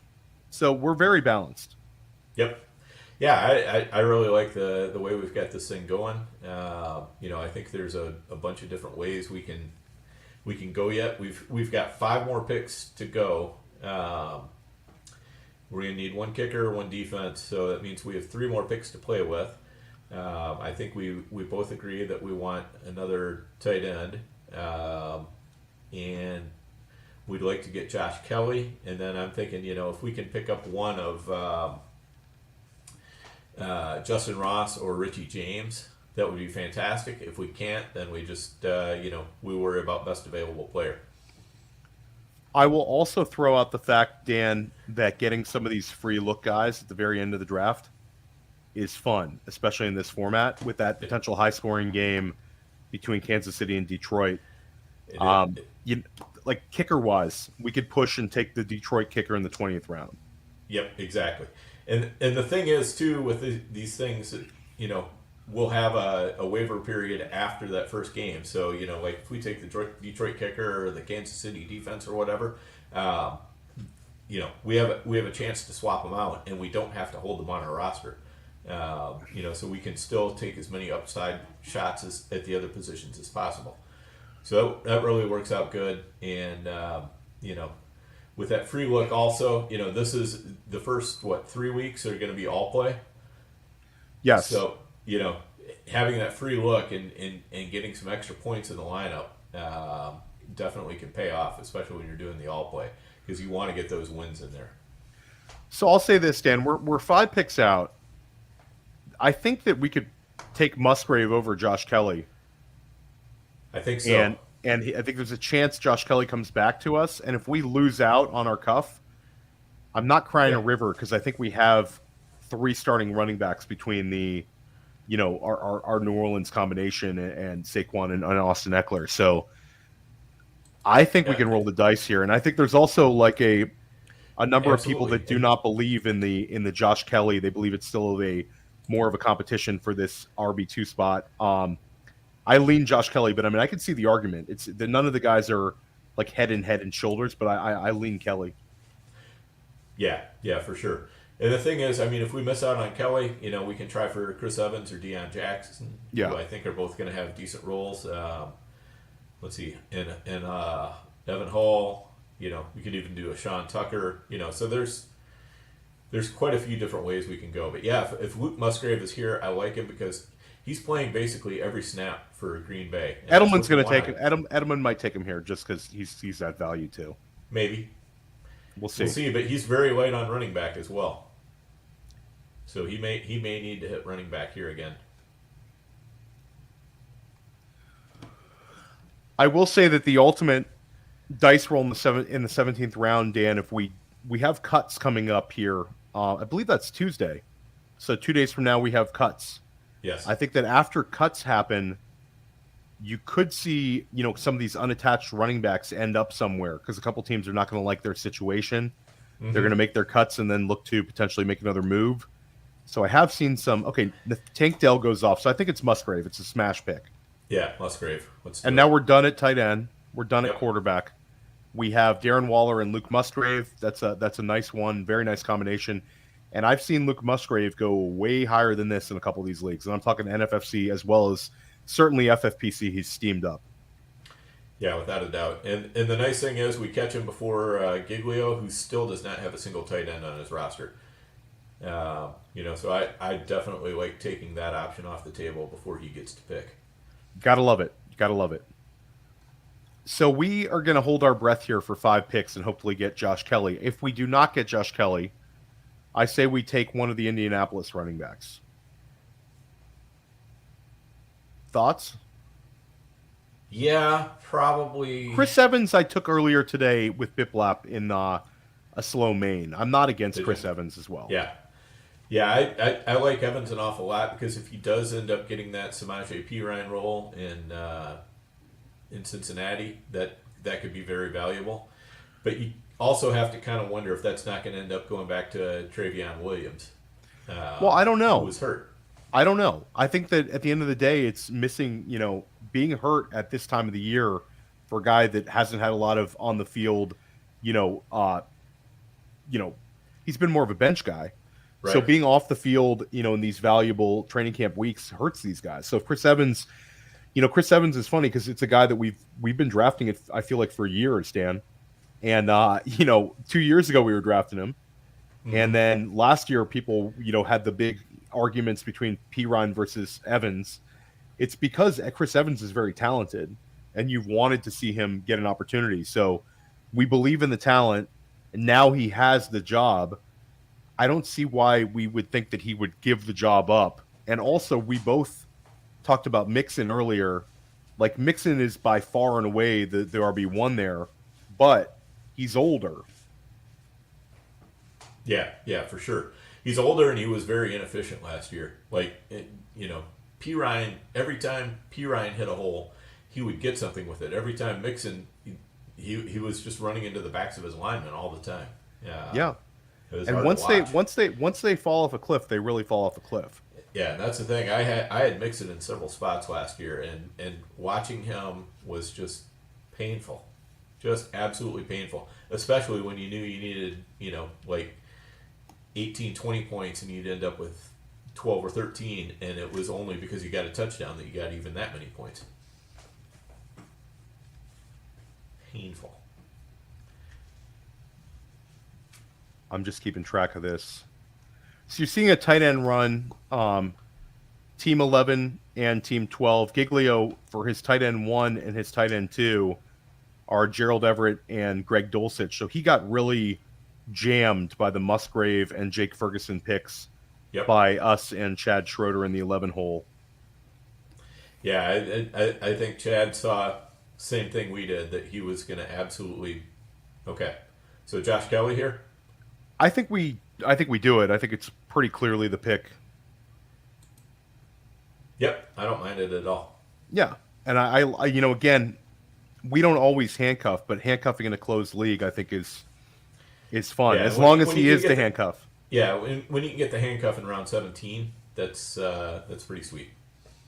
Absolutely. I'm going to scroll down the board a little bit so people can see the end here. So we have 3 more picks to make, Dan, and we have to take a kicker, and we have to take a defense. I would take a free look defense here with Kansas City. If Washington's around, Washington get Arizona week 1. And they're also very talented. That's a smash. But I don't think Washington's going to come back to us, to be honest. Jacksonville has a nice early season schedule too. I see you put them in the queue. Yep. I think we're done at wide receiver unless you see somebody you really want to take a gut shot on. And I will say this, Dan. I like the idea of taking one of the deep threats in Detroit with that free look. If we can get Josh Reynolds or Marvin Jones with our last few picks, I don't mind it. Yeah, I mean, I would rather take Ross or James, but I don't mind Ross is really, really a fun pick. Yeah, and James is fun because he's going to be the punt returner there too. So he's got another way to score. That's why I haven't been shying away from taking him at all. And he is, he's more of an NFL polished receiver than what Justin Ross is. So experience, I think, can sometimes play into it with Andy Reid and Patrick Mahomes. I'll say keep an eye on Team 8, Dan, because they have Kadarius Toney. I've seen a lot of teams double tapping Toney with Richie James, thinking that that's like if Toney does go back and miss time, James would see an expanded role. Right. Yep. Exactly. Yeah, I think at least one of them is going to go off. Both of them might go off by the time it gets back to us. So that wouldn't surprise me at all either. This is a sharp room. They're not going to let stuff like that pass. Team 2 has a very interesting build. I don't love it. I got to say, I don't love it. They're up to... How many wide receivers are they at now, Dan? 9. They're at 9. Mm-hmm. So I don't know. I feel like for us, we hit wide receiver at a place where I think we took 5 straight wide receivers in a place where they were all pretty good bets. Whereas he goes Hodgins, Shark, Palmer. I don't know about those picks for that build. I think he would have been better off taking a couple of running backs. Well, not only that, but before that, he's got Michael Thomas, Tyler Boyd, Odell Beckham, Rondale Moore. Compare that with Flowers, Sutton, Quentin Johnson, Rashad Bateman, Marvin Mims. He's got a very old group of wide receivers. Right. And he's got Dotson, which is great. Hopkins is going to, I think, be very, very productive. But then he needs a couple of those guys to be, startable. I mean, if we were looking at a best ball, I'd look at that team and I'd go, oh, that's dangerous. Looking at it where he has to make starting lineup decisions, it doesn't scare me near as much. So Curtis Samuel goes off the board. Another one of these like later wide receivers you can talk yourself into. So we are 9 picks away, Dan. And I think it's going to be the Washington defense if they're there. Yep. And if they're not there, I like Jacksonville's defense or I like Justin Ross. Yeah. Yep. Yeah, I I think kicker, we can definitely wait until the 20th round. I threw Deuce Vaughn in the queue. I threw Leonard Fournette in the queue. Yeah. You chuckle with the Deuce Vaughn, Dan. There's a lot of people taking him in the 14th round right now. I'm not into it, but here in the 18th round, we could at least see week 1 Right. and see if this, we're not going to like Deuce Vaughn being any kind of a thing, but he is electric. Chris Ebel takes the Washington Commanders defense at the first pick of the 18th round, and there goes Jacksonville. Yep. So first double tap on defense there. Yeah. Which is so fine. now we've got to scramble. This is a team that's already structurally questionable, and now they're taking another pick at defense.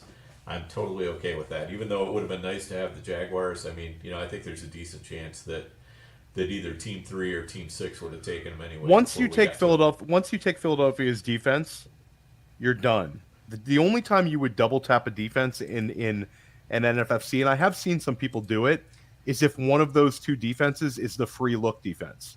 Right. So if Dan and I would have ended up with Washington and then taken like Kansas City's defense, we just would cut Kansas City after the first game. But if Kansas City had a punt return for a touchdown and a pick 6, then we would bank the points. So there goes Deuce Vaughn. We don't have to take Deuce Vaughn. Dan, you might get through draft season without one single Deuce Vaughn. We also had Leonard Fournette in the queue. Leonard Fournette goes off the board. So our queue here's what we want to have happen. Yeah, we want to get Richie James and the Kansas City Chiefs defense, and then have James run back 2 punts for touchdowns. And you win the Super on week 1. Yeah. Absolutely. Let's take Justin Ross if Justin Ross is left here by Edelman. Let's take Justin Ross, Dan. Yeah. Justin Ross for sure. Okay. Okay, so he takes Sean Tucker. Let's take Justin Ross. Okay, so we took Justin Ross, which is, we're definitely rooting for Justin Ross. Yeah. He looks really good, Dan. Yep. Yeah, for sure. Chiefs kicker goes off. I'm surprised it took 5 picks in, especially when you get the early look on him. Speaking of early looks, I think getting the Kansas City Chiefs defense right here would be nice in the 19th round. Yeah, that's who I have targeted. If we don't get them, I like Denver. Yeah, I'm with you on that. So Denver and Kansas City, I think we're honing in on right here. Yeah, and I don't think that Gundy or Giglio are likely to take a second defense here. No. So it's just, whichever one, if Chad takes one, then we take the other. No, we're good. Yeah, and he's definitely going to come back around with the defense here. So I can't see Chad taking the kicker before the defense. Can you? No, I don't think so. Okay, there it goes. Steelers. Okay, that's what we wanted to see. So let's take the Kansas City defense here. Yes. Okay, definitely. Cool. We're going to lock them in. Okay, so now we have everybody else because all we have left is kicker. So let's go through our team. Saquon Barkley and Austin Eckler to start out in the first 2 picks. Keenan Allen in round 3, Darren Waller round 4, Trevor Lawrence in round 5, Zay Flowers round 6,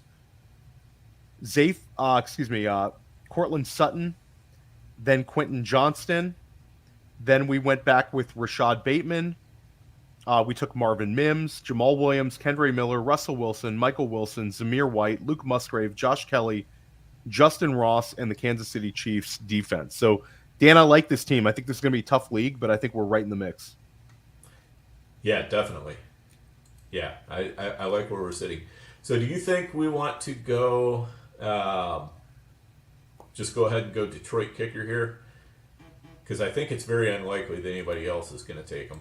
Well, I like it. You just have to remember in Vegas to change the team because I'm drafting so many Right. teams, my head's going to explode. Well, We know need we'll set it. both. You know what we'll do, Dan. We got to do. We'll set like a calendar reminder for each other to set waivers. Oh yeah, absolutely. Yeah. I'm definitely going to have to do that because the waivers run on Wednesday night. And I'll be doing that private auction on Wednesday night, and then the waivers run on Saturday night or Sunday morning, depending on NFFC or FFPC. So I like the fact that they're kind of split up, so I can hit the NFFC early, and then the FFPC, if I don't get to it, I can catch it in the morning. And definitely come say what's up to Dan and I. I'll be there.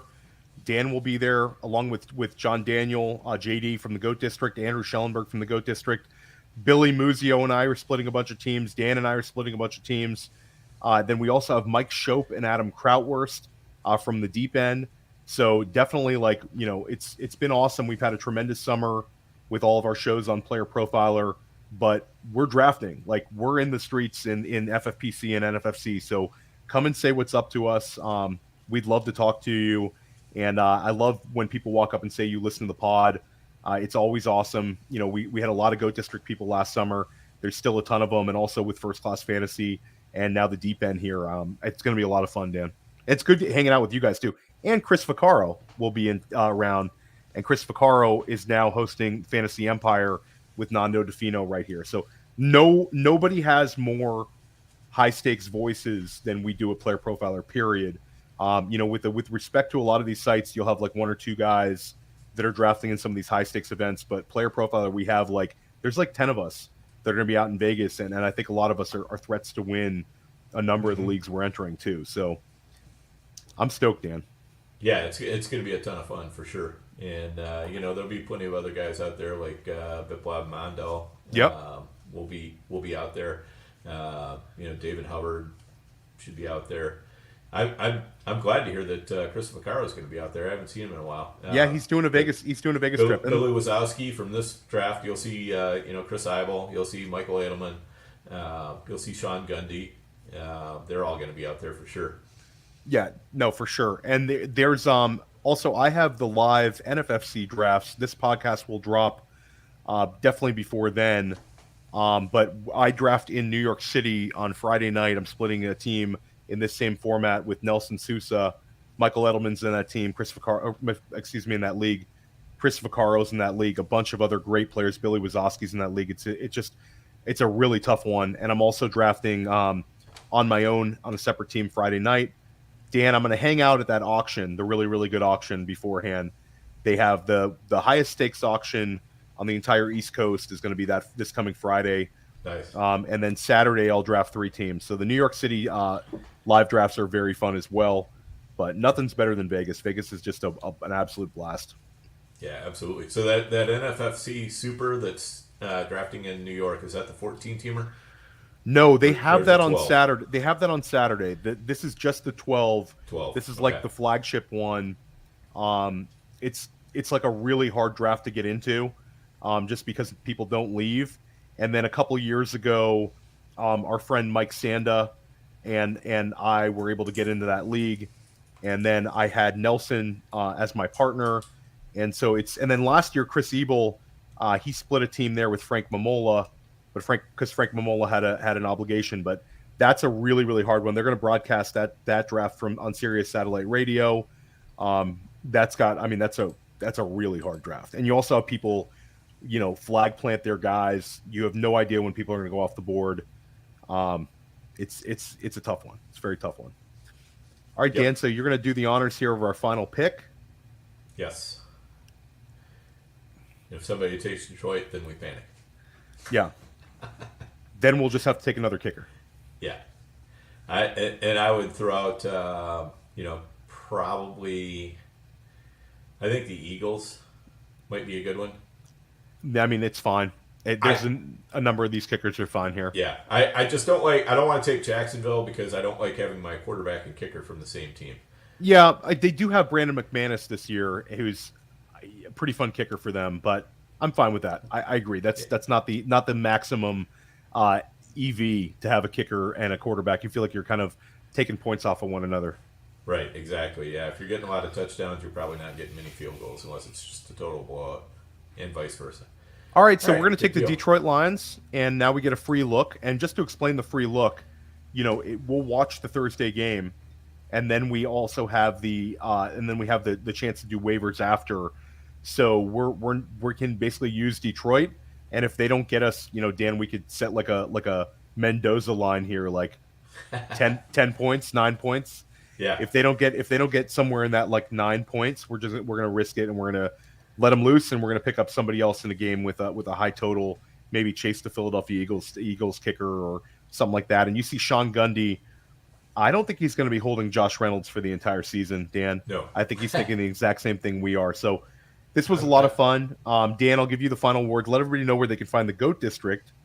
And I got to have a full GOAT District press coverage at some point really soon and get you and Andrew and JD all in here. We've been having some really good shows on press coverage. You came on First Class Fantasy, but you haven't. This is your first time in press coverage, but this was one where we're not like talking anything. We're just trying to make $20,000. So that's exactly. fun too. That's really good talk. But I got to have the full district. Let everybody know where they can find the GOAT District. Yeah, so you can find the GOAT District. You can go look on YouTube or any podcast platform that you want. You're going to find us on there. Just search GOAT District. When you do that, make sure you take the time to just hit that subscribe button because that helps us out a ton. And we're going to have a bunch of drafts coming up. JD and I are in some slow drafts also that we're going to just do some recaps on. But I think we're going to be mostly focused on draft coverage the rest of the way, except we're going to be doing our usual It's a Trap, which is just going through the players that you don't want to grab. We're going to have Mark Garcia, high-low, and we're going to have Noah Rudell, who's a very, very sharp player as well. And those guys are going to help us out with that one. So it's going to be a lot of fun. Make sure you check us out there. And definitely check us out on the Player Profiler on Wednesday. When we're on the Player Profiler feed, we're going to be doing a FFPC main event. So that's going to be a lot of fun to watch too. Yeah, that's going to be great on Wednesday night. And then a shout out to the GOAT District. I'm on the GOAT Districts on Wednesday evening. But Dan, we are moving to Tuesday evening. Yes. Because, we don't want to have a show the same time where we're stressing about waivers in these big high-stakes leagues. And also, we're going to have a chance to go side by side with the deep end. So, I'll be there during the season on Tuesday nights, but definitely check out what JD and Dan are putting out on their own feed as well, because it's such high-quality stuff. When you go to these everybody who plays NFFC and everybody who plays FFPC, they listen to the GOAT District, and there's a reason because they're putting out tremendous high stakes coverage. There's a couple of other podcasts that do that. I certainly think that Chris and Nando do that, and I know that Billy Muzio and I do that on First Class Fantasy. But GOAT District has just been doing it for so long, and it's so impactful. So definitely check that out, and then stick with press coverage. We're gonna have a number of other episodes coming out before I go to Las Vegas. I'm gonna try to cram in as many as possible. And check out some of the episodes we had last week with Curtis Patrick, Mike Leone, Jared Smola. I've been putting out some really good ones, and I've gotten a lot of great feedback. So if you enjoyed this one tonight, definitely check those out. And everybody crush your drafts. I mean, you've been watching our pods, watching our streams and listening to our pods all summer long. Hopefully Player Profiler really helped you out. I think this is going to be a big season for our listeners. I think we put out a ton of great stuff this summer. And stick with us all fall. Anyway, everyone have a great rest of your week, and thanks for tuning into this one. Hey, I want to take a moment to thank you for tuning in. It's important to me that all of our media be free. This is only possible because of you allowing a true independent sports media enterprise to thrive unlike any other in the business.